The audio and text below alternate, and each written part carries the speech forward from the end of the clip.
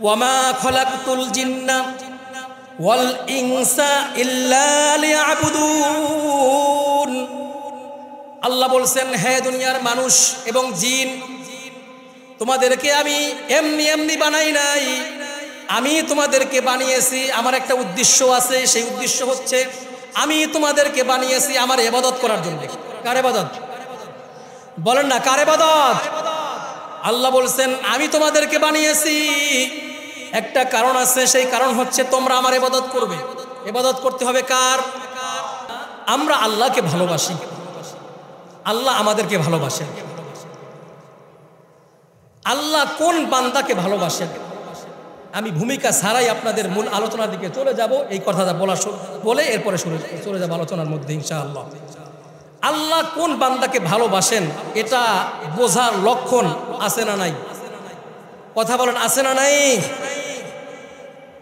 হাদিসের মধ্যে রাসূল করিম সাল্লাল্লাহু আলাইহি ওয়াসাল্লাম সেই আলামত আমাদেরকে বলে গেছেন। আমরা আল্লাহকে ভালোবাসি, এই জন্য আমরা নামাজ পড়ি।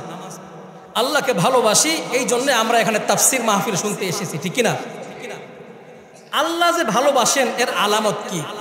বুখারী শরীফের হাদিসে এসেছে, আল্লাহ রব্বুল আলামিন যখন কোনো বান্দাকে ভালোবাসেন, ওই বান্দা সম্পর্কে সর্বপ্রথম হযরত জিবরিল আলাইহিস সালামকে আল্লাহ তাআলা ডাক দেন। আল্লাহ বলেন, জিবরিলকে বলেন, না দা জিবরিল ইন্নাল্লাহা ইউহিব্বু ফুলানান। জিবরিলকে ডেকে বলেন, জিবরিল, আমি অমুক বান্দাদেরকে ভালোবাসি। সুবহানাল্লাহ কইবেন না? আমি অমুক বান্দাদেরকে ভালোবাসি। ফাআহবিবুহু, কথাগুলো বোঝার চেষ্টা করবেন। ফাআহবিবুহু, তুমিও ওই বান্দাদেরকে ভালোবাসো। জিবরিল বলেন, ফায়ুহিব্বুহু জিবরিল, অতঃপর জিবরিল ওই বান্দাদেরকে ভালোবাসেন। সুবহানাল্লাহ কন্না। আল্লাহ যাকে ভালোবাসে, আল্লাহ তার নাম ধরে জিবরিলকে ডেকে বলেন, জিবরিল, আমি জমিনের ওই বান্দাদেরকে ভালোবাসি, তুমিও ওই বান্দাদেরকে ভালোবাসো। অতঃপর জিবরিল ওই বান্দাদেরকে ভালোবাসেন।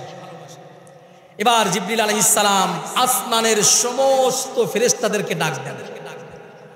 সমস্ত ফেরেশতাদের সর্দারকে বলেন না, ফেরেশতাদের সর্দারকে জিবরিল। সমস্ত ফেরেশতাদেরকে ডাক দেন, ডাক দিয়া বলেন, জমিনের ওই বান্দাকে আল্লাহ ভালোবাসে, আমাকে ভালোবাসতে বলেছে, আমিও ওই বান্দাকে ভালোবাসি, তোমরাও ওই বান্দাকে ভালোবাসো। সুবহানাল্লাহ কর না। জিবরিল, সমস্ত আসমানের ফেরেশতারা তখন ওই বান্দাকে ভালোবাসেন এবং আসমানের ফেরেশতারা জমিনের ফেরেশতাদেরকে ডাকেন। জমিনের ফেরেশতাদেরকে ডেকে বলেন, আল্লাহ তাআলা ওই বান্দাদেরকে ভালোবাসেন, জিবরিলও ভালোবাসেন, আমরা আসমানের ফেরেশতারাও ভালোবাসি, তোমরা যারা জমিনে আছো তোমরাও ওই বান্দাকে ভালোবাসো। সুবহানাল্লাহ কন্যা। জমিনের সমস্ত ফেরেশতারা ঐক্যবদ্ধ হয়ে যায়। জমিনে বিরাজমান যত ফেরেশতা আছে, পাহাড়ের ফেরেশতা পাহাড়ে এলান করে ঘোষণা করে, সমুদ্রের ফেরেশতা সমুদ্রের মধ্যে ঘোষণা করে, জমিনে বিরাজমান যত ফেরেশতা আছে সমস্ত ফেরেশতাগুলো ঘোষণা করতে থাকে, জমিনের ওই বান্দাকে আল্লাহ ভালোবাসে, জিবরাইল ভালোবাসে, আসমানের সমস্ত ফেরেশতারা ভালোবাসে, আমরা জমিনের ফেরেশতারাও ভালোবাসি। হে দুনিয়ার মাখলুকাত শোনো, তোমরাও ওই বান্দাকে ভালোবাসো। সুবহানাল্লাহ। অর্থাৎ যেই বান্দাকে আল্লাহ ভালোবাসে, জমিনের সমস্ত মাখলুকাত তাকে ভালোবাসে, ঠিক কিনা? এই জন্য দেখবেন যখন আল্লাহ তাআলার প্রিয় বান্দারা মারা যায়, ইন্তেকাল করে, তখন তাদের ভালোবাসা মানুষের মধ্যে প্রকাশ পেয়ে যায়। লক্ষ কোটি টাকা খরচ করে সেই বান্দার জানাজার নামাজে অংশগ্রহণ করার জন্য দূর দূরান্ত থেকে মানুষ ছুটে আসে, ঠিক না? আমাদেরকে আল্লাহ যদি আল্লাহ ভালোবাসেন, পৃথিবীর কারো ভালোবাসার মুখাপেক্ষির দরকার নেই, এমনি এমনি পৃথিবীর মাখলুকাত আমাদেরকে ভালোবাসবে। আল্লাহ তাআলা আমাদেরকে ভালোবাসেন এবং সমস্ত মাখলুকাতের মধ্যে ভালোবাসা তৈরি করে দিক। সকলে বলেন আমিন। সম্মানিত উপস্থিতি, সম্মানিত হাজিরিন, আজকে আমি যে বিষয়টা নিয়ে আলোচনা করব, বিষয়টি হচ্ছে মানুষ সৃষ্টির রহস্য কি, আল্লাহ কিভাবে মানুষকে সৃষ্টি করলেন এবং মানুষ কেন সৃষ্টি করলেন। এক নাম্বার হলো মানুষকে আল্লাহ কিভাবে সৃষ্টি করলেন। দুই নাম্বার হচ্ছে এই প্রশ্ন কেন সৃষ্টি করলেন। এই প্রশ্নের উত্তর শেষ পর্যন্ত যদি মনোযোগ সহকারে শুনেন তাহলে আপনারা বুঝতে পারবেন। আমি কোরআন সুন্নাহ থেকে আপনাদেরকে আলোচনা শোনাবো ইনশাআল্লাহ। আগে বলেন, আমাদেরকে সৃষ্টি করেছেন কে? বলেন না, কে সৃষ্টি করেছেন? এর মধ্যে কোনো সন্দেহ আছে? কথা বলেন, আছে? কোনো সন্দেহ নাই। আল্লাহ তাআলা আমাদেরকে সৃষ্টি করেছেন।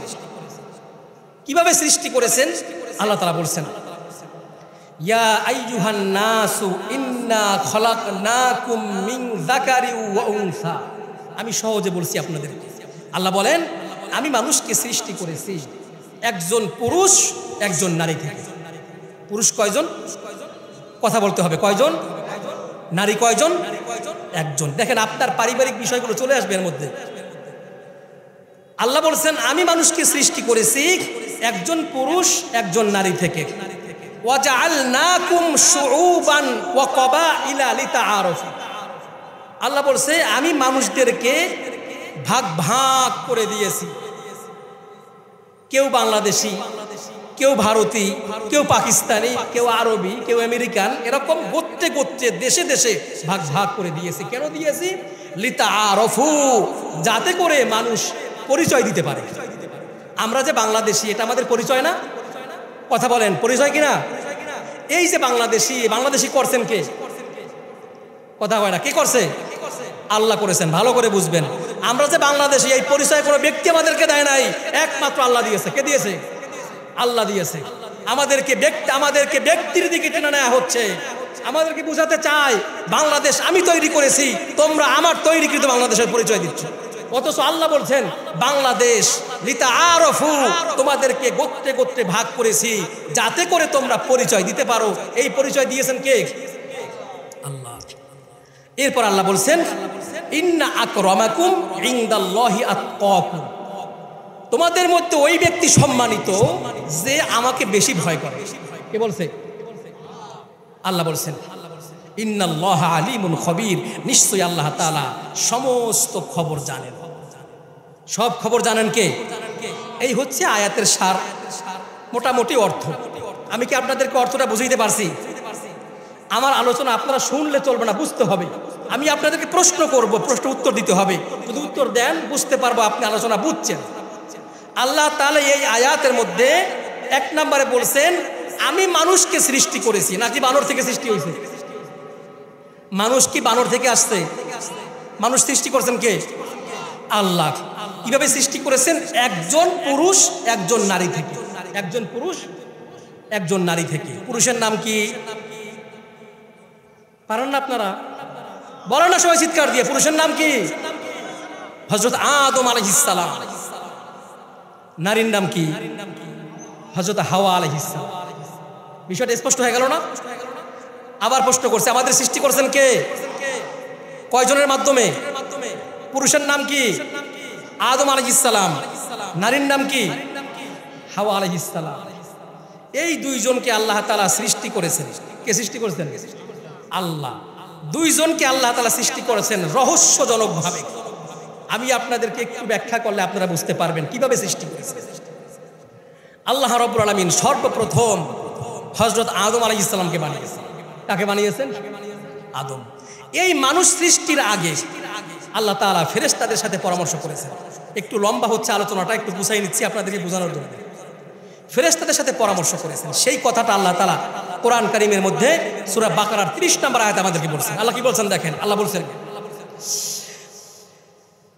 ওয়াইদ ক্বালা রাব্বুকা লিল মালাইকাতি ইন্নী জাইলুন ফিল আরদি খলিফা।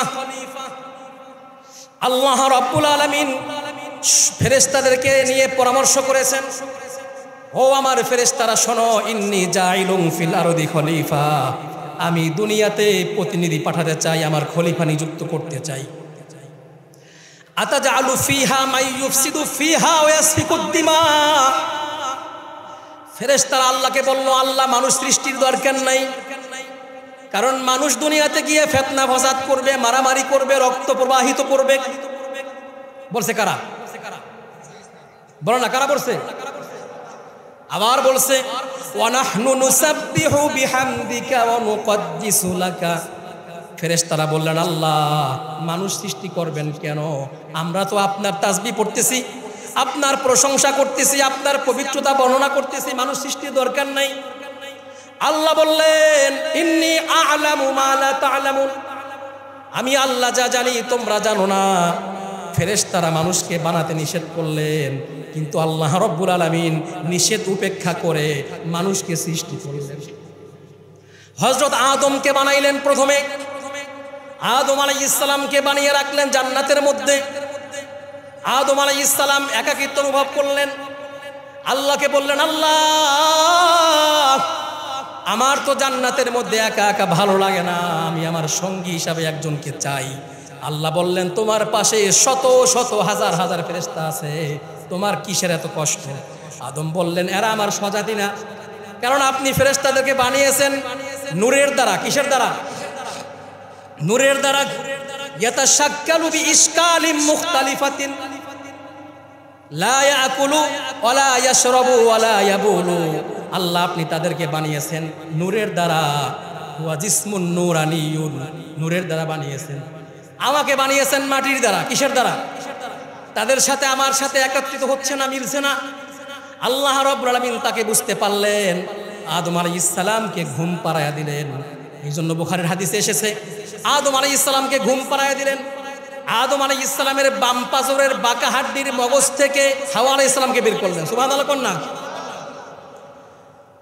আদম আলাইহিস সালামকে আল্লাহ নিজের হাতে বানালেন স্বতন্ত্রভাবে, কিন্তু হাওয়া আলাইহিস সালামকে আল্লাহ নিজের হাতে স্বতন্ত্রভাবে, প্রত্যক্ষভাবে, পরোক্ষভাবে আল্লাহ বানান নাই। আদম আলাইহিস সালামের বাম পাজরের বাঁকা হাড্ডির মগজ থেকে বের করেছে। রহস্য আছে না নাই? আদমকে আল্লাহ নিজের হাতে বানাতে পারলেন, হাওয়াকে পারতেন না? কথা বলেন না কিনা? পারতেন কিনা? পারতেন, কিন্তু বানালেন না। কেন বানালেন না? তার জবাব আল্লাহ তাআলা একাধিক আয়াতের মধ্যে দিয়েছেন। আল্লাহ রাব্বুল, আমি কথার জবাবটা পরে দিচ্ছি। আল্লাহ রাব্বুল আলামিন অন্য আয়াতে বলছেন, যখন আদমকে বানায় জান্নাতে রাখলেন তখন আল্লাহ ঘোষণা দিয়েছেন। আল্লাহ তাআলা বলছেন ইয়া আদামু উসকুন আনতা ওয়া যাওজুকাল জান্নাতা ওয়া কুলা মিনহা হাইথু শি'তুমা ওয়া লা তাকরাবা হাযিহিশ শাজারা। আল্লাহ বললেন ইয়া আদম, হে আদম, উসকুন আনতা, তুমি জান্নাতে থাকো, ওয়া যাওজুকা, তোমার সাথে তোমার স্ত্রীকে রাখো, আল জান্নাতা, জান্নাতের মধ্যে। আল্লাহ তাআলা এখানে আদমকে বললেন হে আদম, কথাগুলো বুঝবেন, আদমকে বললেন হে আদম তুমি জান্নাতে থাকো, তোমার সাথে তোমার স্ত্রীকে রাখো। আল্লাহ এখানে মানুষ কয়জন? কথা বলেন, মানুষ কয়জন? দুইজন। আল্লাহ তাআলা দ্বিবচন ব্যবহার করেন নাই, দুইজনকে সম্বোধন করেন নাই যে হে আদম হাওয়া তোমরা দুইজনে জান্নাতে থাকো, এ কথা আল্লাহ বলেন নাই। আল্লাহ এক বচন ব্যবহার করলেন, তাও মুজাক্কার, অর্থাৎ পুরুষকে বললেন, আদমকে বললেন হে আদম তুমি জান্নাতে থাকো, তোমার সাথে তোমার স্ত্রীকে রাখো। কথাগুলো বুঝছেন? কথা আল্লাহ বোঝাতে চাইলেন। কি বোঝাতে চাইলেন? নারী, আদম আলাইহিস সালাম থেকে শুরু করে হাওয়া আলাইহিস সালাম থেকে শুরু করে কিয়ামত পর্যন্ত সব সময় নারী পুরুষের অধীনে থাকবে। সুবহানাল্লাহ কইবেন না? এই রহস্য বলছেন কে? নারীদেরকে পুরুষের অধীনে থাকার নির্দেশ দিয়েছেন কে? আল্লাহ। উভয়কে থাকতে বলেন নাই। আপনি আপনার স্ত্রী আছেন, দুইজনে আছেন, এখন আপনাদের দুইজনকে বললাম ভাই আপনারা দুইজনে খাওয়া দাওয়া করেন, এই একটা কথা। আর একটা হচ্ছে আপনি খান, আপনার সাথে আপনি স্ত্রীকে খাওয়াই দেন। এটা কি দুইটা কথা কি একটা ভিন্ন? কথা বলেন, একটা ভিন্ন। মানে আপনাকে দায়িত্ব দেয়া, আপনাকে দায়িত্ব দেয়া। আল্লাহ রাব্বুল আলামিন আদম আলাইহিস সালামকে নির্দেশ দিলেন তুমি থাকো জান্নাতে, তোমার অধীনে তোমার স্ত্রীকে রাখো। সুবহানাল্লাহ। এবার বলেন তো নারী জাতি যারা আছে আমাদের মা বোনরা, তারা কি স্বাধীন? এই ক্ষেত্রে স্বাধীন না স্বামীর অধীনে?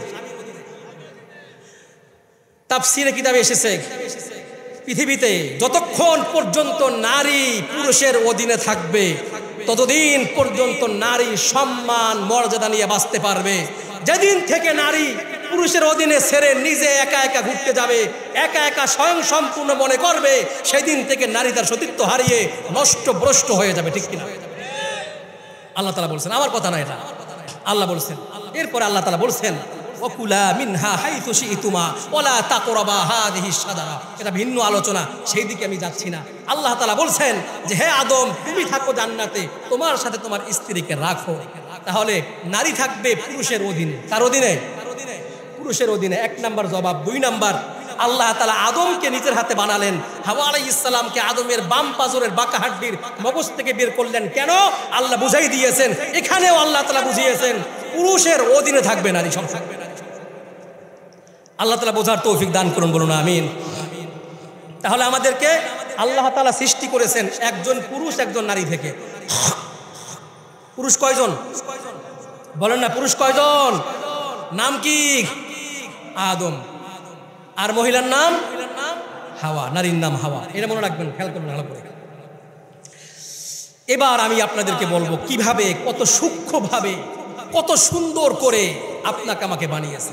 আচ্ছা বলেন তো, 18,000 মাখলুকাত আমরা বলি, কম বেশি হতে পারে, যা আছে সব থেকে সুন্দর আল্লাহ সৃষ্টি করছেন কাদেরকে? সবাই বলেন না, কাদেরকে? মানুষদেরকে। আচ্ছা বলেন তো, এ কথার প্রমাণ আছে না নাই? আল্লাহ তাআলা বলছেন লাকাদ খলাকনাল ইনসানা ফি আহসানি তাকবীম। আল্লাহ তাআলা বলছেন আমি মানুষদেরকে সুন্দর অবয়ব দিয়ে, সুন্দর চেহারা দিয়ে, সুন্দর গঠন দিয়ে সৃষ্টি করেছি। কে সৃষ্টি করেছেন? পৃথিবীতে যত প্রাণী আছে, যত মাখলুকাত আছে, সব মাখলুকাতের থেকে মানুষকে সৃষ্টি করেছেন সৌন্দর্য করে। ঠিক কিনা? এবার বলেন তো, এই যত মাখলুকাত সৃষ্টি করেছেন তার মধ্যে সম্মানিত কারা? মানুষ সম্মানিত। আল্লাহ তাআলা এই কথা বলছেন কোরআনে কারিমে। আল্লাহ বলছেন লাকাদ কাররামনা বানি আদম, আমি বনি আদমকে সম্মানিত করেছি। সুবহানাল্লাহ কন্যা। তাহলে মানুষকে সুন্দর করেছেন, আবার সম্মানিত করেছেন। সুন্দর করেছেন, সম্মানিত করেছেন। আমরা অনেক সময় মানুষদেরকে বলি উমুকের চেহারা ভালো না। আচ্ছা বলেন তো, সৃষ্টি করছেন কে?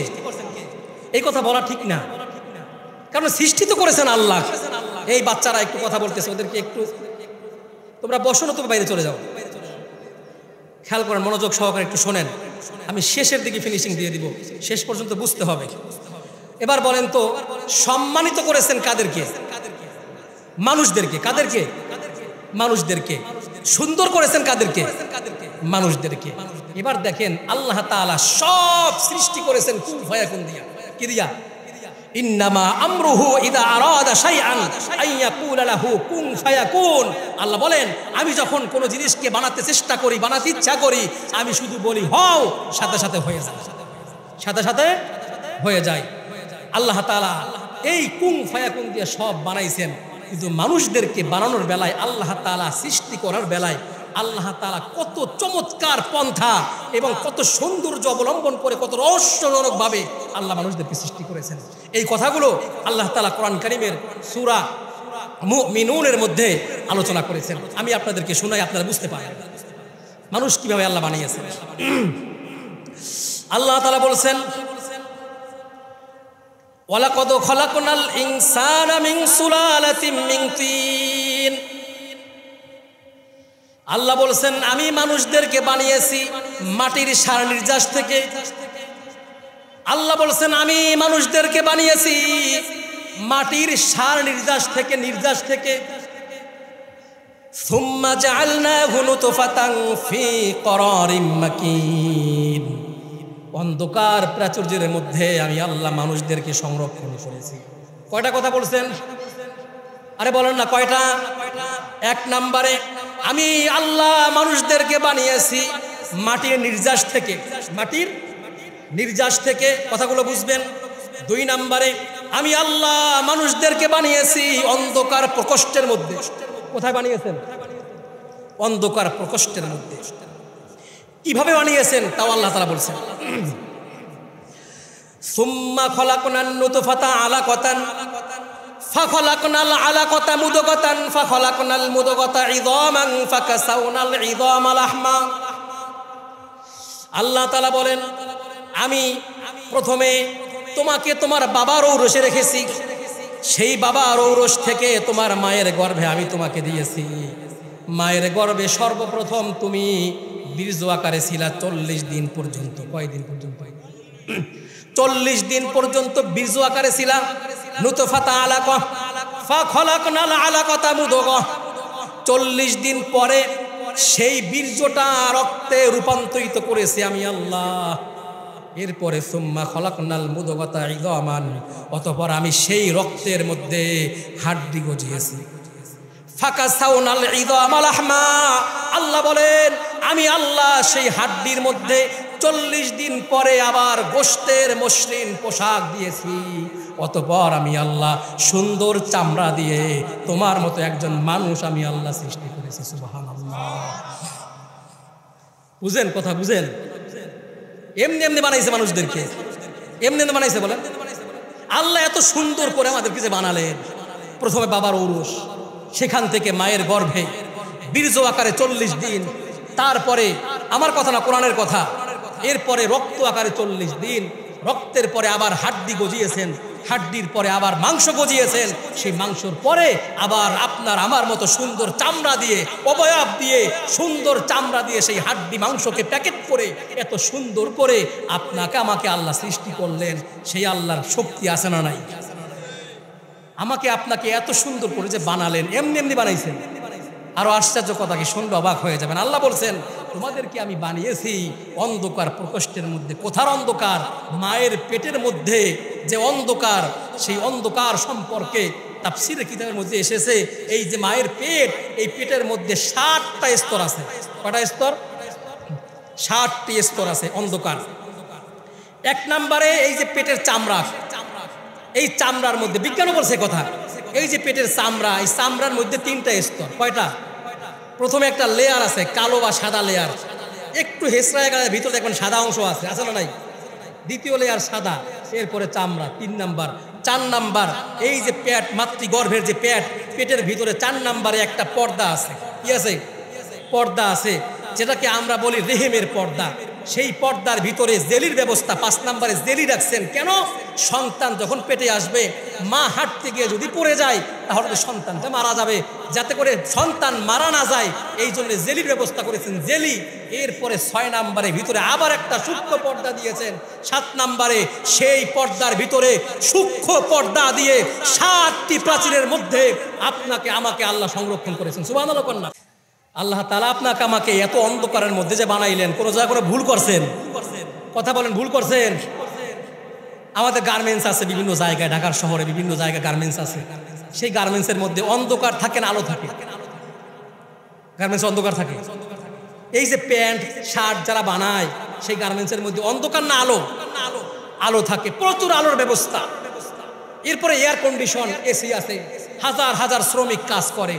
কাজ করার পরে একটা প্যান্ট তৈরি করে, সেই প্যান্টটা প্রথমে প্রসেসিং করে, এরপরে আবার সেটা যাচাই বাছাই করে, এরপরে বিদেশে ইম্পোর্ট করার সময় আবার যাচাই করে দেখে কোথাও কোনো খুঁত আছে কিনা।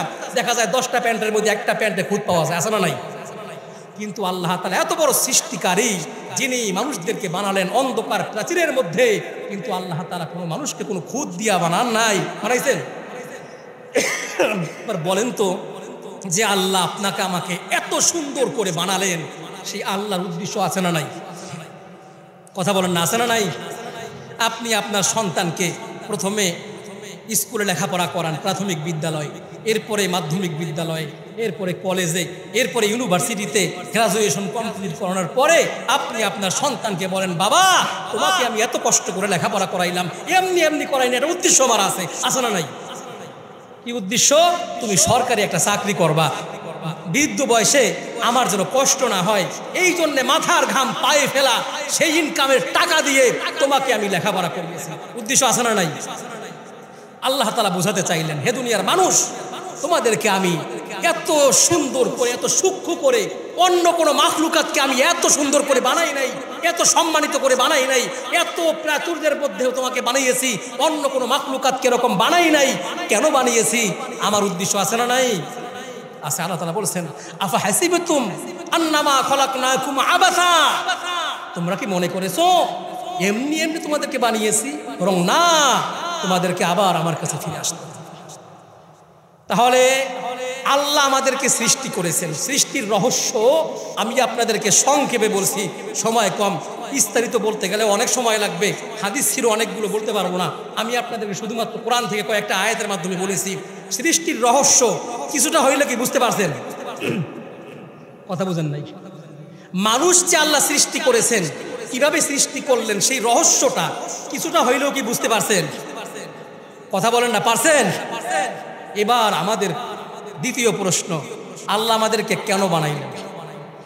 আপনি প্রশ্ন করেন যে হুজুর আল্লাহ আমাদেরকে কেন বানাইলেন? আমি আপনাদেরকে জবাব দিব, কেন বানিয়েছেন কারণ আছে না নাই? কথা বলেন, আছে না নাই? কারণ আছে। কারণ কি? আল্লাহ তাআলা সূরা জারিয়াতের মধ্যে আলোচনা করেছেন। আল্লাহ তাআলা বলছেন, আমি আপনাদের সংক্ষেপে বলছি, ওয়ামা খলাকতুল জিন্না ওয়াল ইনসা ইল্লা লিয়াবুদুন। আল্লাহ বলছেন, হে দুনিয়ার মানুষ এবং জিন, তোমাদেরকে আমি এমনি এমনি বানাই নাই, আমি তোমাদেরকে বানিয়েছি, আমার একটা উদ্দেশ্য আছে। সেই উদ্দেশ্য হচ্ছে আমি তোমাদেরকে বানিয়েছি আমার ইবাদত করার জন্য। কার ইবাদত? বলেন না, কার ইবাদত? আল্লাহ বলছেন, আমি তোমাদেরকে বানিয়েছি, একটা কারণ আছে, সেই কারণ হচ্ছে তোমরা আমার ইবাদত করবে। ইবাদত করতে হবে কার? বলেন, ইবাদত করতে হবে কার? একমাত্র আল্লাহর। একমাত্র আল্লাহ ছাড়া পৃথিবীর কারো কোনো ইবাদত করা চলবে? ইবাদত করতে হবে একমাত্র আল্লাহর। করতেছি আমরা? করি নাই। যদি না করি তাহলে জাহান্নামে যেতে হবে কিনা? বলেন না, জাহান্নামে যেতে হবে কিনা? জাহান্নামে যেতে হবে। সুতরাং আমি আপনাদের কাছে হতাশ করব না, আমি আপনাদেরকে হতাশ করার জন্য আসি নাই, আমি এসেছি আপনাদেরকে আশা দেওয়ার জন্য। এখানে যারা আমরা এসেছি, আমরা প্রত্যেকে কিন্তু গুনাহগার। আমরা কিন্তু গুনাহ করেছি, এত বেশি গুনাহ করেছি, যদি নেকির পাল্লা, গুনার পাল্লা ওজন দেয়া হয়, আমার মনে হয় যে 100 ভাগের 99 ভাগ গুনার দিকে যাবে, 1 ভাগ হয়তোবা ভালো যা আছি তাদের হয়তো 1 ভাগ নেকির দিকে যেতে পারে। আমার কাছে কি আপনার একমত? কথা বলেন না, একমত না? হুজুর আপনি ভুল বলছেন, আমরা সবাই আল্লাহর ওলি। আমি কি আপনাদের বুঝাইতে পারছি? তার মানে আমাদের গুনাহটা বেশি। এখন প্রশ্ন করতে পারেন, হুজুর গুনাহ তো করে ফেলছি, এখন কি করব? এখন কি করব? এই কি করণীয় এটা আছে না নাই?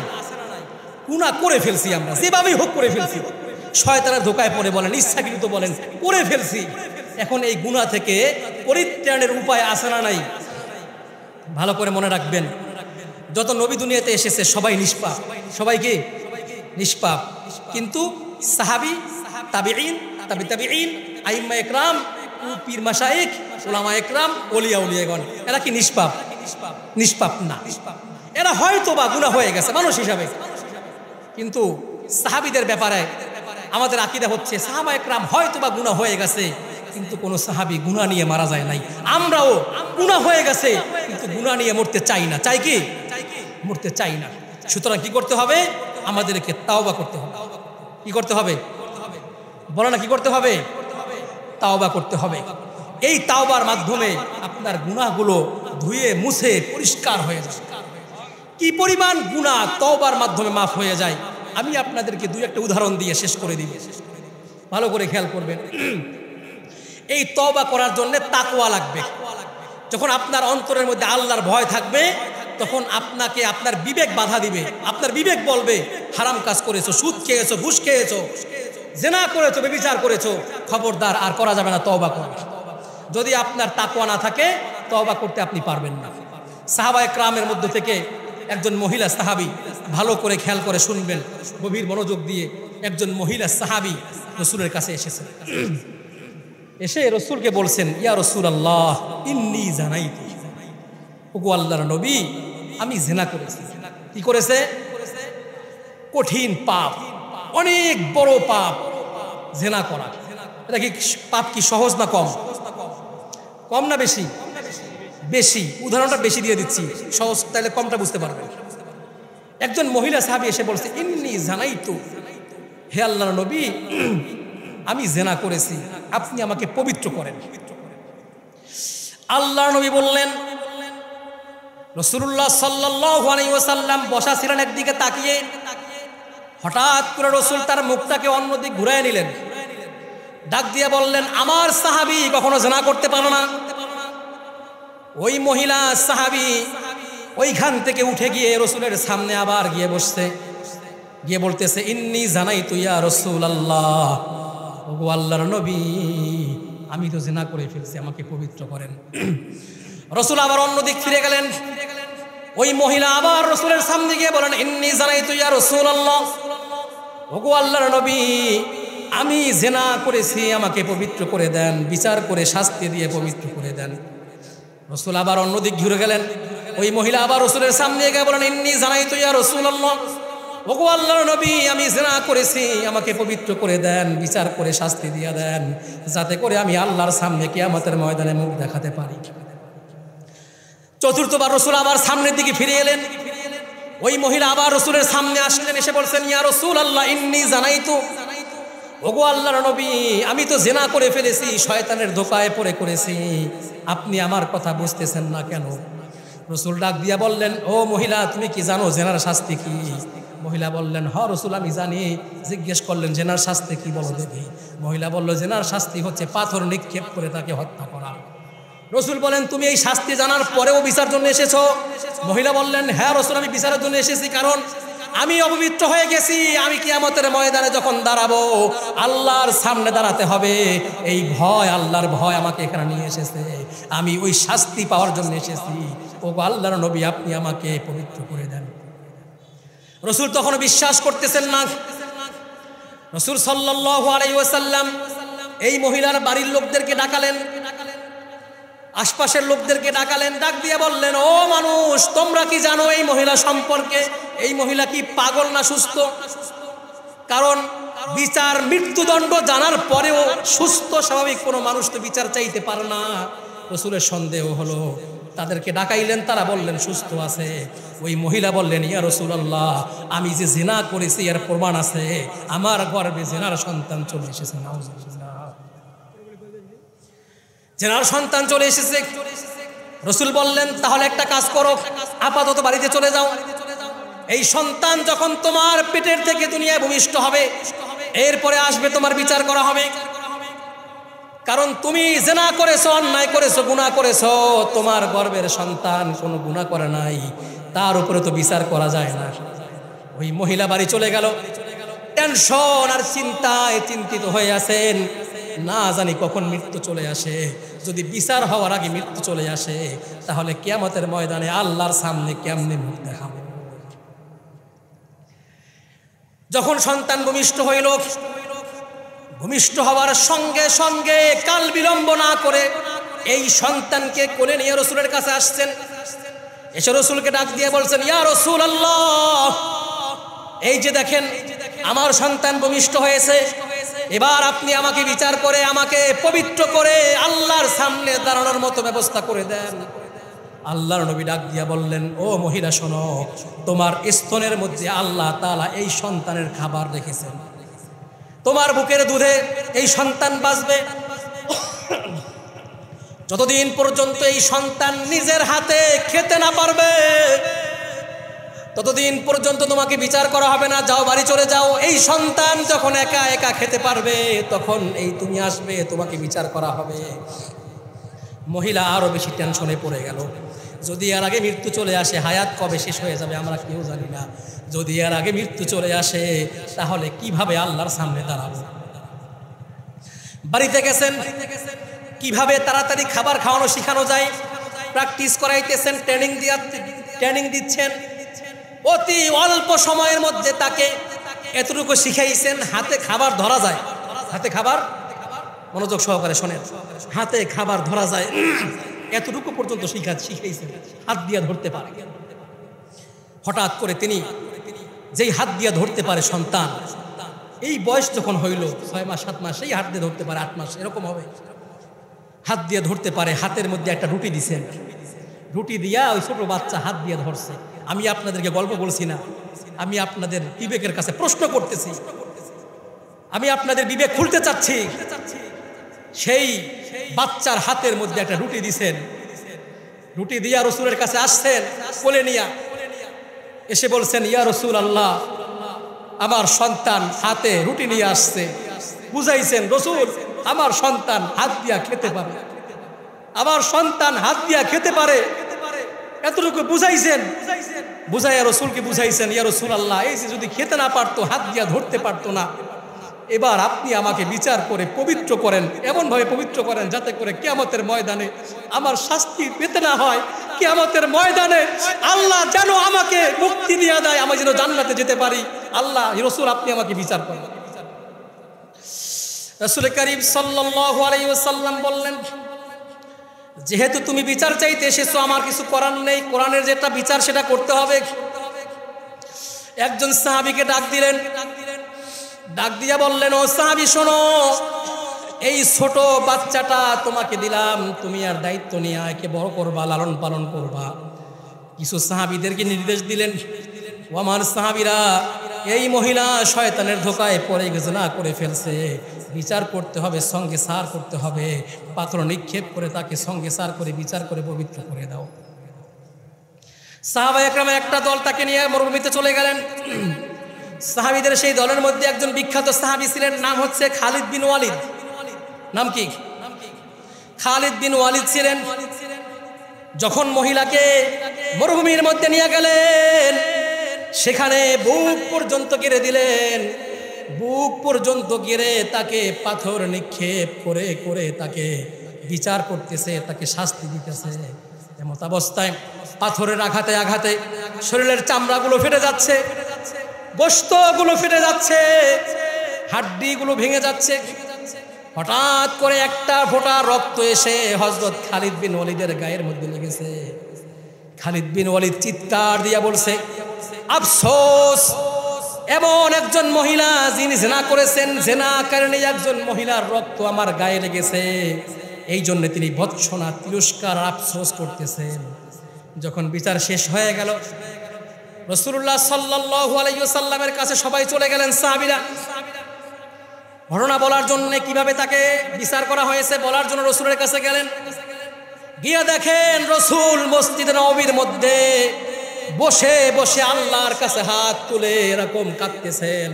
রাসূলের চোখ থেকে পানি মুবারক বেয়ে বেয়ে পড়ছে, দাড়ি মুবারক ভিজে জমিন পর্যন্ত পানিতে ভেসে গেছে। সাহাবায়ে কেরাম বললেন, ও আল্লাহর নবী, আমরা তো বিচার করে ফেলেছি, তবে একটা ঘটনা বলে কি, আমরা যখন ওই মহিলাকে পাথর মারতেছিলাম, হঠাৎ করে আমার গায়ের মধ্যে এক ফোঁটা রক্ত ফিরে এসেছে। এটা তো দুর্ভাগ্যজনক, কারণ ওই মহিলা তো জিনাকারিণী, ওই মহিলা তো জিনা করেছে, ব্যভিচার করেছে। আল্লাহর নবী চিৎকার দিয়ে বলছে, হে খালিদ বিন ওয়ালিদ, শোনো, তোমার কাছে ওই মহিলা একজন জিনাকারিণী হতে পারে, তুমি কি জানো আল্লাহর কাছে এই মহিলার তওবাটা কি পরিমাণ কবুল হয়েছে? এই মহিলা যখন জিনা করেছে, আমি দেখি নাই, আমার রাষ্ট্রের কোনো বাহিনী দেখে নাই, কোনো পুলিশ দেখে নাই, কোনো সেনাবাহিনী দেখে নাই, কেউ তাকে ধরেও আনে নাই। সে নাও আসতে পারত, একমাত্র আল্লাহর ভয়ে এই মহিলা পরকালের ভয়ে নিজের নবজাতক সন্তানের কথা চিন্তা করে নাই, নিজের ভাই বোন আত্মীয় স্বজনের কথা চিন্তা করে নাই। এই মহিলা আসছে বিচার পাওয়ার জন্যে। ও খালিদ বিন ওয়ালিদ শোনো, সাহাবীরা শোনো, এই মহিলা সাহাবী আল্লাহর কাছে এমন একটা তওবা করেছে, যেই তওবাটা যদি ভাগ করা হয়, আর মদিনার যত গোত্র আছে, এই গোত্রের মধ্যে প্রত্যেকটা গোত্রের মধ্যে যদি ভাগগুলোকে এলোমেলো করে বন্টন করে দেওয়া হয়, গোটা মদিনাবাসীর তওবার জন্য যথেষ্ট হয়ে যাবে। সুবহানাল্লাহ। এমন একটা তওবা করেছে, যেই তওবা একজন জিনাকারিণী মহিলা তাকে পবিত্র করে আল্লাহর কাছে প্রিয় করে দিয়েছেন। আল্লাহর কাছে এমন তওবা করেছেন, যেই তওবা তার পিছনের সমস্ত গুনাহগুলোকে আল্লাহ মাফ করে দিয়েছেন, এমন মাফ করেছেন, সেই তওবা যদি গোটা মদিনার মানুষগুলো যদি অপরাধী হয়ে যায়, গুনাহ করে ফেলে, এরপরে সমস্ত মদিনার মানুষ মিলে যদি এই তওবার মতো একটা তওবা করতে পারে, আল্লাহ গোটা মদিনার মানুষদেরকে আল্লাহ মাফ করে দেবেন। এই জন্য আমাদেরকে আল্লাহ তাআলা বানিয়েছেন ইবাদত করার জন্য, এমনি এমনি বানান নাই। আপনি আমি ঘুরতেছি, চলতেছি, হাঁটতেছি, মনে করতেছি আমি ছোট ছিলাম, বড় হয়েছি, বিবাহ করেছি, সন্তানাদি আছে, স্ত্রী পুত্র আছে, আজকে এমন আছে, কালকে বৃদ্ধ হয়ে যাব, একদিন চলে যাব। এটাই হচ্ছে দুনিয়া। এই দুনিয়াই মোহে পড়ে আমরা আখিরাতকে ভুলে গেছি। আল্লাহ আমাদেরকে যে উদ্দেশ্যে পাঠিয়েছেন সেই উদ্দেশ্যকে আমরা ভুলে গেছি, ঠিক কিনা? এই ছিল সাহাবীদের অবস্থা। গুনাহ করেছেন, গুনাহ হয়ে গেছে, কিন্তু তারা তওবা করে পবিত্র হয়ে দুনিয়া থেকে ইন্তেকাল করেছে। আমরা কি এমন তওবা করার জন্য প্রস্তুত আছি? বলেন না, রাজি আছি? আল্লাহ আমাদেরকে এমন তওবা করার তৌফিক দান করুন, বলুন আমিন। আপনাদেরকে আর একটা কথা বলে রাখি, ভালো করে মনোযোগ সহকারে শুনবেন। আমি আপনাদেরকে শুধুমাত্র ওয়াজ কইরা চলে গেলাম, কোনো ফায়দা হবে না। আমি আপনাদের বিবেককে বোঝাতে চাচ্ছি, আপনাদেরকে বুঝতে হবে এবং আজকের পর থেকে আপনাদের জীবনের পরিবর্তন আনতে হবে। যদি পরিবর্তন না হয়, এরকম মাহফিল প্রত্যেক দিন হবে, প্রত্যেক দিন শুনবো, বক্তারা এসে ওয়াজ করে চলে যাবে, আপনাদের কোনো ফায়দা হবে না। হবে কি বলেন? আপনারা যদি একজন মানুষও যদি আজকের মাহফিলে বয়ান শুনে একজন মানুষও যদি আপনারা পরিবর্তন হন, কিয়ামতের ময়দানে অন্ততপক্ষে আমি বলতে পারবো, আল্লাহ আমি দাওয়াতটা পৌঁছাই দিছি না। পরিবর্তন হতে হবে। আমি এই জন্য আপনাদেরকে বলছি, হতাশ করব না, আপনাদেরকে আমি জাহান্নামের ভয় দেখাবো না। আমি আপনাদেরকে পাথেও দেব, যেই পাথেও দ্বারা আপনি ইচ্ছা করলেই পরিবর্তন হতে পারবেন। আপনি বলতে পারবেন না যে হুজুর এত কঠিন কাজ তো করা যাবে না। আচ্ছা বলেন তো, এই তওবা করা কি বেশি কঠিন? কথা বলেন, কঠিন? আমি আপনাদেরকে শোনান দারিমি শরীফের হাদিস, মুসনাদ আহমদের মধ্যে এসেছে। আমি এই পর্যন্ত যত কথা বলেছি একটাও গল্প গুজব বানানো কোনো কথা না, সবগুলো হয়তো কোরআন থেকে বলেছি, নতুবা হাদিস থেকে বলেছি। ভালো করে শোনেন। মুসা আলাইহিস সালাম, নাম শুনছেন আপনারা? কথা কয় না, নাম শুনছেন? কি ঘুমাই গেলেন নাকি? মুসা আলাইহিস সালামের নাম শুনছেন? সাধারণ কোনো নবী ছিলেন না বড় নবী ছিলেন? বড় নবী ছিলেন। এই মুসা আলাইহিস সালামের জামানায়, এটা বুখারী শরীফের হাদিস, এই ইয়াতে আপনার মুসনাদ আহমদের হাদিসে এসেছে। এই মুসা আলাইহিস সালামের জামানায় একজন ব্যক্তি ছিলেন, যিনি ছিলেন পাপিষ্ঠ। কি ছিলেন? পাপিষ্ঠ। এমন পাপ করত যেই পাপের কারণে মুসা আলাইহিস সালাম আল্লাহর কাছে অভিযোগ দিছে, আল্লাহ অমুক যুবক বেশি অন্যায় করে, বেশি গুনাহ করে, এত বেশি গুনাহ করে, এই লোককে আমরা কি করতে পারি, কি শাস্তি দিতে পারি?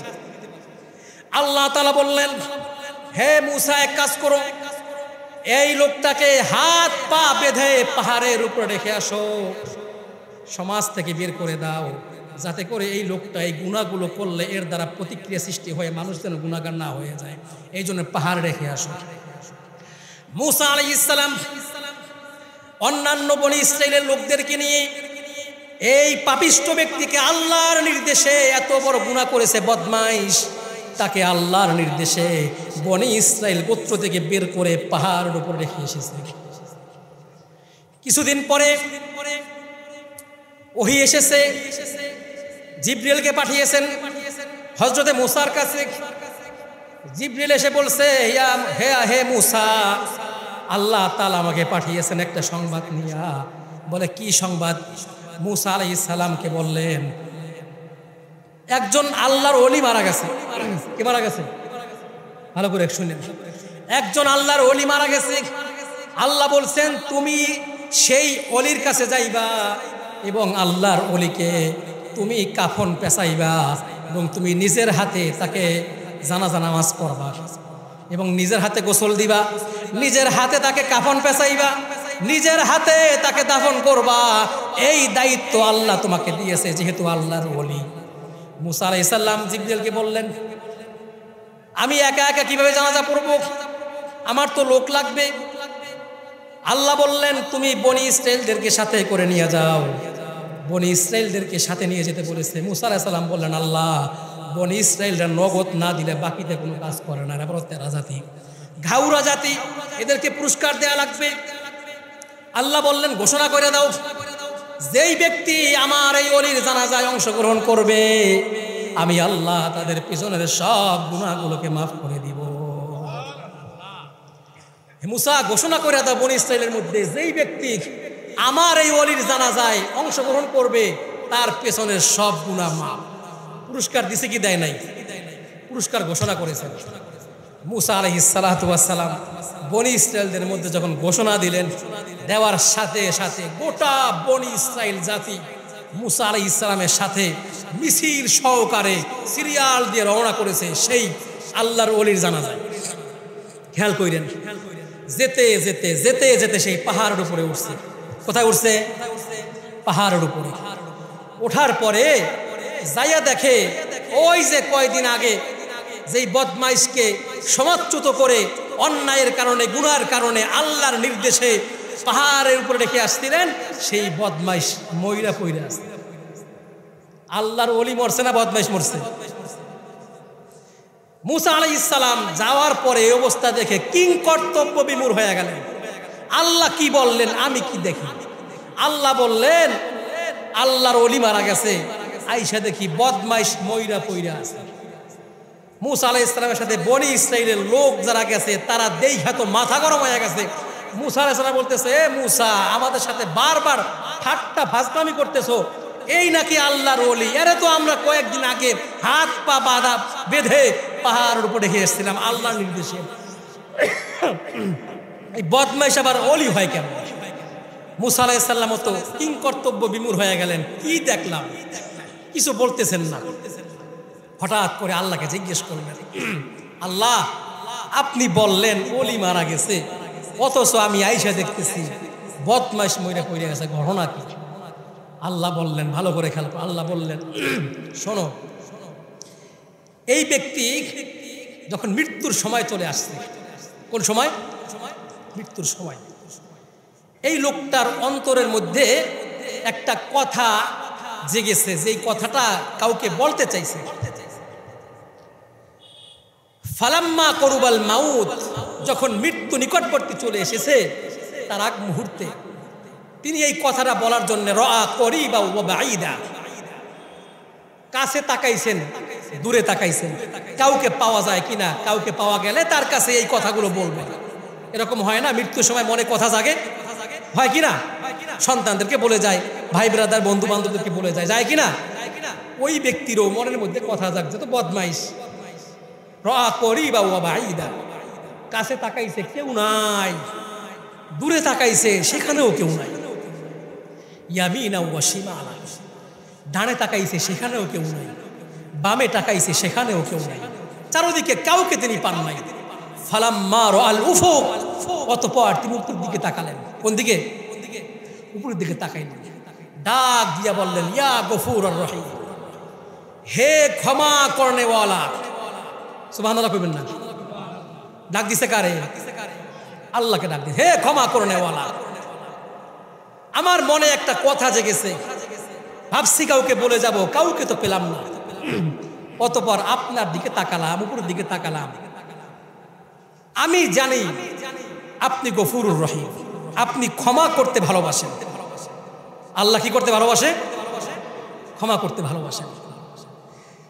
আপনি যদি পৃথিবীর সমস্ত মানুষদেরকে মাফ করে দেন, আপনার ক্ষমার ভান্ডার থেকে এক বিন্দু মাত্র কমবে না। কমবে? আর যদি আপনি কাউকে মাফ না করেন, এই আপনি যদি সবাইকে মাফ করে দেন, তাতেও আপনার ক্ষমার ভান্ডার খালি হবে না। আর আমি একজন গুনাহগার, আমি বদমাইশ, আমি তো একজন গুনাহগার। আমার মতো গুনাহগারকে যদি আপনি মাফ করেন, তাহলে কি আপনার ক্ষমার ভান্ডার খালি হয়ে যাবে? প্রশ্ন বুঝছেন? প্রশ্ন বুঝছেন? আল্লাহ আপনি যদি সবাইরে ক্ষমা করেন, সারা পৃথিবীর মানুষদেরকে, তাতেও আপনার ক্ষমার ভান্ডার খালি হয় না। আর আমার মতো একজন গুনাহগার মানুষকে যদি আপনি ক্ষমা করেন, তাতে কি আপনার ক্ষমার ভান্ডার খালি হয়ে যাবে? আল্লাহ তাআলা মূসাকে ডাক দিয়া বললেন, ইসআল বানি ইসরাঈলা মাযা তুজিব, হে মূসা, বনি ইসরাইলকে প্রশ্ন করো, জিজ্ঞেস করো, আমার এই বান্দা মৃত্যুর আগ মুহূর্তে আমাকে যে প্রশ্ন করেছে, আমি যদি তাকে মাফ না করি, তাকে আমি কি জবাব দেব? আমি যদি তাকে মাফ করে দেই, প্রশ্ন বুঝছেন? আল্লাহ আপনি সবাইরে মাফ করলে খালি হয় না, আমার মতো যুবককে মাফ করে দিলে কি আপনার ভান্ডার খালি হয়ে যাবে? যদি আমি বলি তোমাকে মাফ করে দিলে আমার ভান্ডার খালি হয়ে যাবে, তাহলে তো আমি গফুরুর রহিম হইতে পারি না। আর যদি মাফ করে দেই, তাহলে তো সে আর গুনাহগার থাকে না, সে তো আল্লাহর ওলি হয়ে যায়। আমার কথা কি বুঝছেন আপনারা? কথাটা কঠিন কথা। এমন প্রশ্ন আল্লাহকে করেছে যেই প্রশ্নের উত্তর দেওয়ার জন্যে আল্লাহ তাআলা প্রস্তুত। আল্লাহ তাআলা যেই প্রশ্ন উত্তর দেওয়ার জন্যে তার পিছনের গুনাহগুলোকে মাফ করে দিয়েছেন এক প্রশ্নের কারণে। যেই বদমাইশকে এলাকা থেকে বের করে দেওয়া হয়েছে, যেই বদমাইশ গুনার কারণে নাফরমানি করতে করতে করতে করতে শেষ পর্যন্ত এলাকা থেকে বের করে দেওয়া হয়েছে, সেই বড় গুনাহগার ব্যক্তি যখন আল্লাহর কাছে প্রশ্ন করেছেন, আল্লাহ মুসাকে ডাক দিয়ে বলছেন, ইয়া মুসা ইসআল বানি ইসরাঈল মাযা তুজিব, হে মুসা বনি ইসরাঈলকে প্রশ্ন করো। বনি ইসরাঈল তো বলছে আমরা এখানে দেখতে পাচ্ছি একজন গুনাহগার, একজন নাফরমান ব্যক্তি মারা গেছে। আল্লাহ বলছেন ওলি মারা গেছে, তাদেরকে প্রশ্ন করো, আমি আমার বান্দার প্রশ্নের কি জবাব দেব। কোটা বনি ইসরাঈল এক ডাক দিয়ে আল্লাহকে বলছে, সাদাক্তা ইয়া রব্বানা, সাদাক্তা ইয়া রব্বানা, আল্লাহ আপনি সত্য বলেছেন, আপনার কাছে প্রশ্ন করার কারণে আপনাদেরকে মাফ করে দিয়েছেন।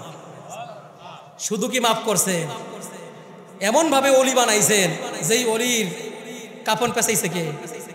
জামানার সব থেকে বড় নবী মুসা আলাইহিস সালাম। যেই নবীকে গোসল দিছে কে? যে অলিকে মুসা আলাইহিস সালাম। যেই অলিকে এমন অলি বানাইছে, যেই অলিরে কাফন পেঁচাইছে, দাফন করছে, ইমামতি করছে জানাজায়, জামানার সব থেকে বড় নবী। শুধু এটাই শেষ না, আল্লাহ ঘোষণা দিয়েছেন এই অলির জানাজায় যারা যাবে তাদের গুনাহ এক তওবায়। কয় তওবা? এক তওবায়। এই জন্য আমাদেরকে তওবা করতে হবে। তাওবার বাহিরে কিছু নাই, তাওবার বাহিরে কিছু। আল্লাহ তাআলা বলছেন, ইন্নামাত তাওবাতু লিল্লাযিনা ইয়ামালুনা সুআ বিজাহালা সুম্মা ইয়াতুবুনা মিন করিব ফাউলাইকা ইয়াতুবুল্লাহু আলাইহিম ওয়া আনাত তাওয়াবুর রহিম। মানুষ যদি গুনাহ করতে করতে করতে করতে আসমান পর্যন্ত জায়গাটা ভরে ফেলে, না বুঝে না জেনে গুনাহ করতে করতে আসমান পর্যন্ত জায়গাটা ভরে ফেলে, অতঃপর যদি সেই বান্দা আল্লাহর কাছে তওবা করে, আল্লাহ তাআলা সেই বান্দার গুনাহগুলোকে মাফ করে তাকে পবিত্র করে আল্লাহ তাআলা তাকে জান্নাত পর্যন্ত পৌঁছে দেন। আমার আজকে আলোচনার বিষয় হচ্ছে আল্লাহ তাআলা মানুষ সৃষ্টির রহস্য। আল্লাহ মানুষ কিভাবে তৈরি করেছেন এবং আল্লাহ মানুষকে কেন বানিয়েছেন। আল্লাহ বানিয়েছে, আল্লাহ মানুষকে সৃষ্টি করেছেন সুন্দর করে। আমার কথার উত্তর দেন। আল্লাহ মানুষকে সৃষ্টি করেছেন সৃষ্টির সব থেকে শ্রেষ্ঠ করে এবং সুন্দর করে। এরপরে আল্লাহ মানুষকে সম্মানিত করেছেন। মানুষ কি করেছেন? সম্মানিত করেছেন। এরপরে আল্লাহ তাআলা মানুষকে সৃষ্টি করেছেন কেন? আল্লাহর ইবাদতের জন্য। কার ইবাদত? আল্লাহর ইবাদতের জন্য। আল্লাহর ইবাদত করার মধ্যে থেকে আমরা অনেকেই ইবাদত ঠিকমতো করতে পারি না, এই জন্য আমাদের গুনাহ হয়ে যায়। সেই গুনাহ থেকে তওবা করে ফিরে আসতে হবে। এবার আমি আপনাদেরকে, হুজুর আসছেন, 1 মিনিটের মধ্যে বলে দিচ্ছি, ইবাদত করতে হলে 3টা দাবি মানতে হবে। কয়টা? 3টা দাবি। আল্লাহ তাআলা বলছেন, ইয়া আহলাল কিতাব তাআলাউ ইলা কালিমাতিন সাওয়াইন বাইনানা ওয়া বাইনাকুম আল্লা না'বুদা ইল্লাল্লাহ। ভালো করে খেয়াল করেন, আল্লাহ তাআলা বলছেন, হে নবী আপনি আহলে কিতাবদেরকে ডেকে বলেন, ইয়া আহলাল কিতাব, হে আহলে কিতাব সম্প্রদায়, তাআলাউ তোমরা ফিরে আসো, ইলা কালিমাতিন, একটা কালিমার দিকে। কয় কালিমা? সেই কালিমা কি? আল্লা না'বুদা ইল্লাল্লাহ, আমরা আল্লাহ ছাড়া কার ইবাদত করব? ওয়ালা নুশরিকা বিহি শাইআ, আল্লাহর সাথে কাউকে শরীকদার সাব্যস্ত করব। ওয়ালা ইয়াত্তাখিযা বা'দুনা বা'দান আরবাবাম মিন দুনিল্লাহ, আল্লাহ ছাড়া আমাদের ভিতর থেকে কাউকে আমরা রব বলে মেনে নিব। কয়টা কথা বলছেন? 3টা। ভালো করে বুঝবেন 3টা কথা। 1 নাম্বার ইবাদত করতে হবে। এক নাম্বার হচ্ছে আল্লাহ না'বুদা ইল্লাল্লাহ, আল্লাহ ছাড়া কারো ইবাদত করা যাবে না। 2 নম্বরে ওয়ালা নুশরিকা বিহি শাইআ, আল্লাহর সাথে কাউকে শরীকদার সাব্যস্ত করা যাবে। 3 নাম্বার ওয়ালা ইয়াত্তাখিযা বা'দুনা বা'দান আরবাবাম মিন দুনিল্লাহ, আমাদের মধ্য থেকে, আল্লাহ ব্যতীত আমাদের মধ্য থেকে কাউকে আমরা রব বলে মেনে নিব না। এই কথাটা আপনারা বুঝেন নাই, একটু ব্যাখ্যা করলে বুঝবেন। তাফসীরের কিতাবের মধ্যে এসেছে এই কথাটা আল্লাহ কি বোঝাতে চেয়েছেন। হাদিসে এসেছে, উস্তাদ আহমদের মধ্যে কি এসেছে হাদিস, সেটা হচ্ছে হযরত রাসূল করিম সাল্লাল্লাহু আলাইহি ওয়াসাল্লামের উপরে যখন আয়াতটা নাজিল হয়ে গেল, তখন ইহুদি ধর্মের একজন বড় পণ্ডিত ছিলেন, নাম হচ্ছে আব্দুল্লাহ ইবনে সালাম। নাম কি? আব্দুল্লাহ ইবনে সালাম। তখন ইহুদি ধর্মের বড় পণ্ডিত, বড় আলেম, তাওরাত কিতাবের বড় আলেম। তিনি আসলেন রসুলের কাছে, এসে বললেন, ইয়া রাসূলুল্লাহ, আমরা তো আল্লাহ ছাড়া কাউকে রব বলি না। ইহুদিরা রব বলে কাকে? আল্লাহকে। আমরা তো আল্লাহ ছাড়া কাউকে রব বলি না, তাহলে আল্লাহ তাআলা এই আয়াতের মধ্যে আমাদেরকে তিরস্কার করলেন কেন? আমাদেরকে ভৎসনা করলেন কেন? আমরা তো আল্লাহ ছাড়া কাউকে রব বলি না।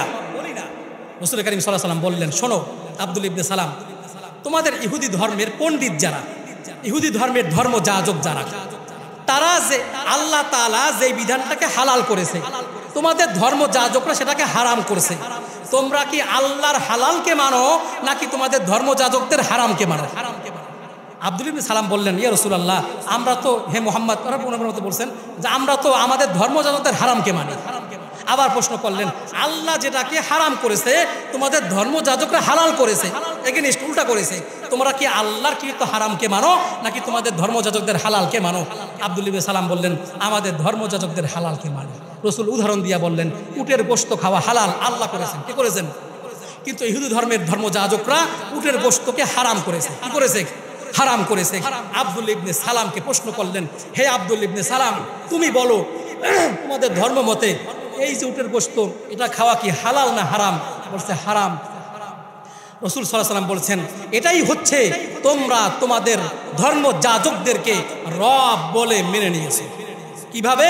হুকুম দেওয়ার মালিক, আহকাম দেওয়ার মালিক, হালাল করার মালিক, হারাম করার মালিককে একমাত্র আল্লাহ। আল্লাহ ছাড়া কেউ হারাম করতে পারে না, আল্লাহ ছাড়া কেউ হালালও করতে পারে না। সুতরাং আল্লাহ যেটাকে হালাল করেছে, তোমরা আল্লাহর হালালকে না মেনে তোমাদের ধর্মযাজকরা যে বিধান দিয়েছে সেই বিধানকে তোমরা মেনেছো। সুতরাং কেমন যেন তোমরা তোমাদের ধর্মযাজককে রব বলে মেনে নিয়েছো। নাউজুবিল্লাহ। এই জন্য তিনটা দাবি নিয়ে ইবাদত করব। এক নাম্বার, আল্লাহর ইবাদত করতে হবে একমাত্র আল্লাহর, আল্লাহর সাথে কারো ইবাদত করা যাবে না। দুই নাম্বার, আল্লাহ ছাড়া আল্লাহর সাথে কাউকে শরীকদার সাব্যস্ত করা যাবে না। তিন নাম্বার, আমাদের মধ্য থেকে কাউকে রব বলে মানতে পারি না, তথা আমাদের ভিতর থেকে যদি কেউ বিধান দেয়, মদকে যদি হালাল করে, সেই হালালও মানতে পারি। আল্লাহ তাআলা বোঝার তৌফিক দান করুন, আমিন। ওয়া আখিরু দাওয়ানা আলহামদুলিল্লাহি রাব্বিল আলামিন।